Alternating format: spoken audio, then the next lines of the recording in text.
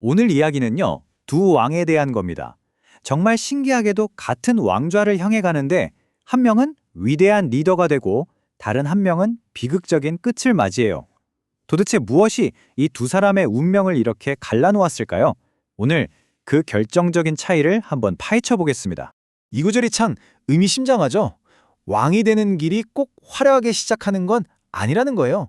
어쩌면 진짜 리더는 아무도 알아주지 않는 광야 같은 곳에서 그 압박 속에서 어떤 선택을 하느냐에 따라 조용히 결정되는 건지도 모릅니다. 자, 바로 그 현장으로 한번 들어가 보시죠. 자, 여기 두 리더가 있습니다. 한 명은 사울, 현재의 왕이지만 두려움에 사로잡혀 있고요. 다른 한 명은 다윗, 아직 왕은 아니지만 왕이 될 운명을 기다리고 있죠.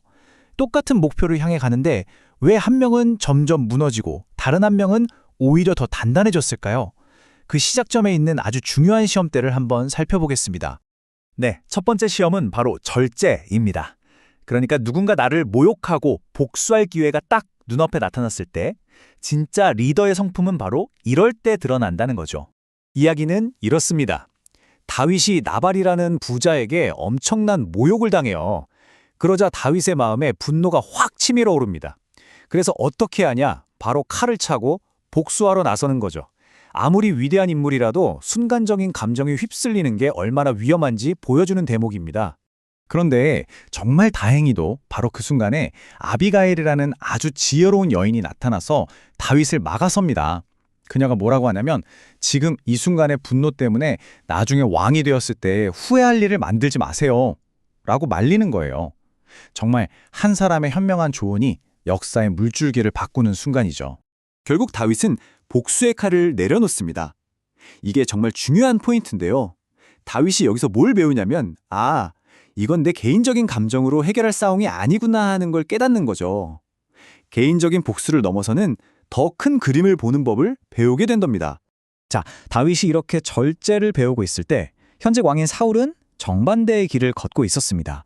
그는 다윗에 대한 질투와 복수심에 완전히 사로잡혀서 무려 3,000명의 군사를 이끌고 다윗을 죽이려고 쫓아다니죠. 심지어 다윗이 잠든 자신을 죽일 수 있었는데도 살려줬는데 말이에요. 이 둘의 모습이 정말 극명하게 대조되지 않나요? 자, 이렇게 첫 번째 시험대를 지나고 나니 이제 두 사람 앞에 훨씬 더 혹독한 시련이 찾아옵니다. 바로 신의 침묵입니다. 정말 간절하게 답을 구하는데 아무런 응답도 없을 때 이런 절망적인 상황에서 리더의 진짜 모습이 드러나게 되죠. 이 질문 어떠세요? 바로 이 이야기의 핵심이기도 하고 어쩌면 오늘을 살아가는 우리 모두에게 던져지는 질문이기도 합니다.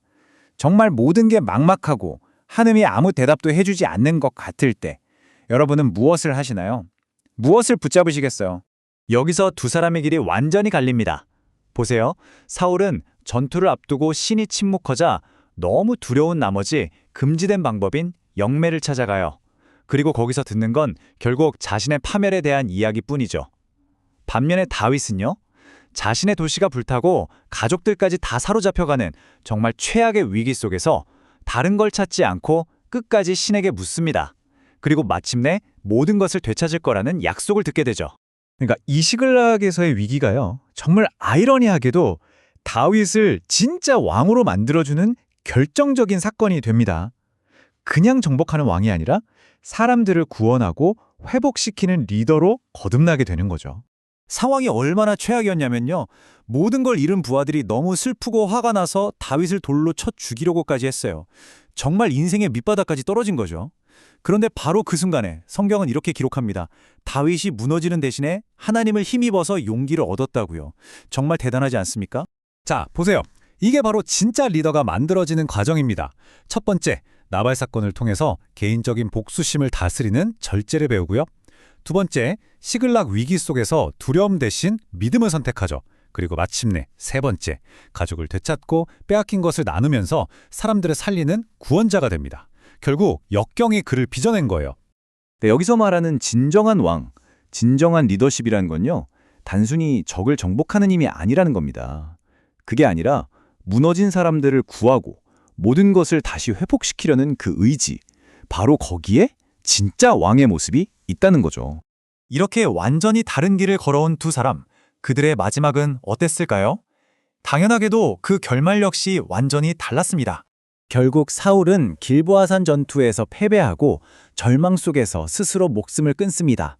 그의 두려움이 그를 비극으로 이끈 거죠. 반면에 다윗은 어땠죠?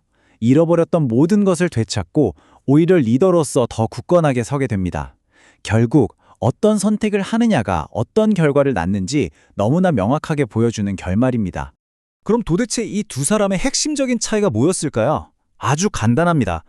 사울은 신이 침묵할 때 두려움 때문에 사람을 의지하고 금지된 것을 찾아 헤맸습니다. 반면에 다윗은 신이 침묵하는 것 같은 바로 그 순간에 오히려 더 절박하게 신에게 물으며 그를 붙잡았다는 거죠. 위기의 순간에 어디로 가느냐, 누구를 붙잡느냐의 차이였습니다. 자, 이 이야기는 수천 년 전 이야기지만 오늘 우리에게 아주 중요한 질문을 던집니다.